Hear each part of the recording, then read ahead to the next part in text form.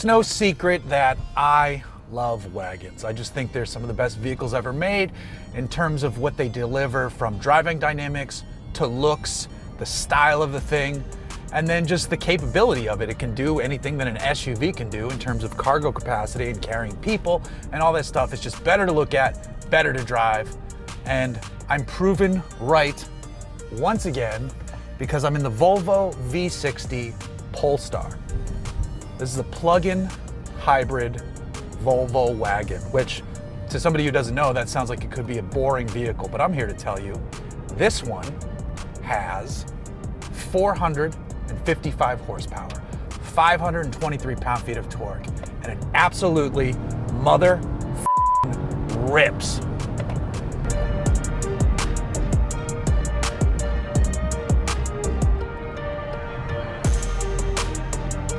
This wagon is cause for celebration, but it's a melancholy celebration because these are going away. We've been saying that wagons are a dying breed for some time now, and it's true. Volvo is not going to keep making these. I think if you want to go to a dealership and buy one, I think you have to special order one. They're not just sitting on the lots. So it's the last gasp of the wagon in the United States. Mercedes is getting ready to stop selling the E63 wagon. I think 23 could potentially be the final year for it here in the US, and then it probably won't last much longer globally. And I mean, they only sell probably 100 of them a year, even though it's one of the best cars ever made. Here with the Volvo V60, Volvo has created, I say that weird, I know. Volvo has created something that is truly an amazing machine. It looks awesome. This gray colored paint on the outside looks fantastic. And then you get the gold elements because this is a Polestar engineered vehicle. It's the T8 recharge technically, but it's just the Volvo V60 Polestar is the way I prefer to spit it out. It's so good. It's a plug-in hybrid that has more power. It got more power back in 2022. It got more range. So it's both efficient and enjoyable. What is the powertrain? Under the hood is a 2-liter inline-4 turbo and supercharged engine, which is complicated. And then you pair that with a larger battery pack. I think it jumped to like 18.8 kilowatt hours now. And the electric motor has more power as well. So total combined power is 455 horsepower, 523 torque. And the electric driving range, if it's fully charged, is about 38 to 41 miles of driving range, of pure silent driving range. That's insane. That's tons of useful electric driving range in a vehicle like this.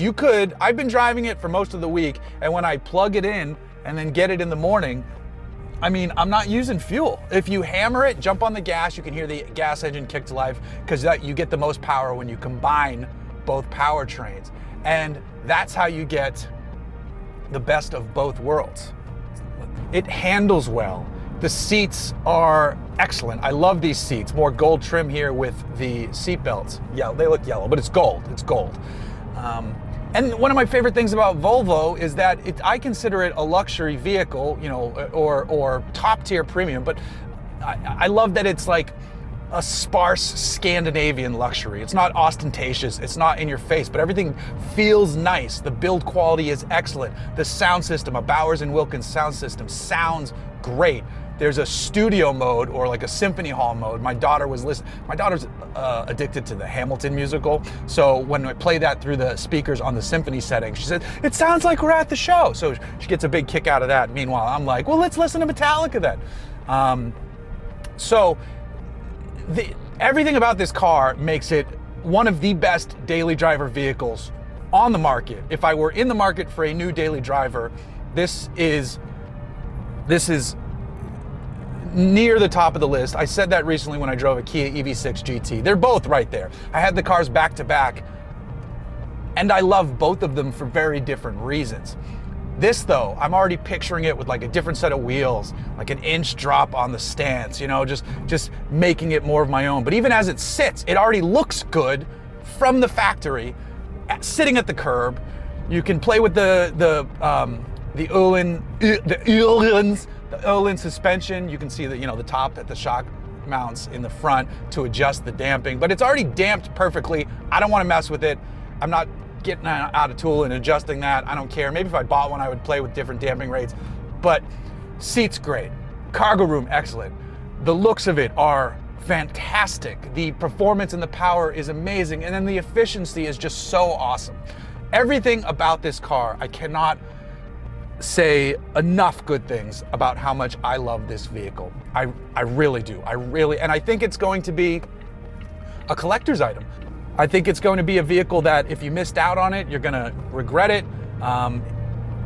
And then the people who buy these know what they're buying and they're holding on to them because they have something special, and it's something special that's disappearing. It's not cheap, it's not inexpensive. This is $72,000 to start, and there's basically no options. You just buy it.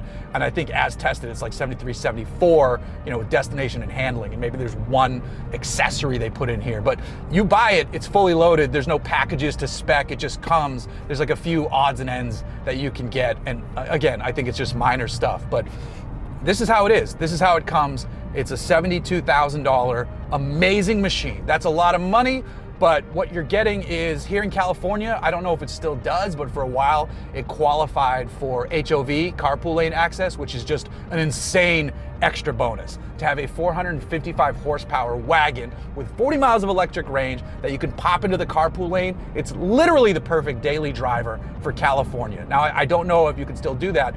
I do believe it still qualifies for that $7,500 federal tax rebate. So I got to double check on that, because that's for sedans now. So it probably doesn't qualify anymore, to be totally honest, but who gives a shit? Because if you can afford a $72,000 vehicle, you have other ways to reduce your taxable tax liability. So I'm not worrying about you. You're fine. What I am worrying about is that these are going away. This is essentially, I'm driving a ghost of a vehicle, a thing that is no more. And it's just something truly wonderful. If you have the means and you are thinking about buying one of these, run, do not walk to your dealer. They are not gonna last. They're not gonna be here forever. But man, what a special, awesome, wonderful machine. I really, really love this thing.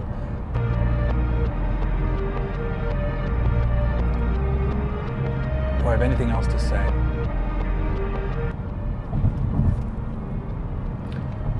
It's just, I'm cruising at 60 miles per hour and I put my foot down, responds, goes, incognito rocket ship.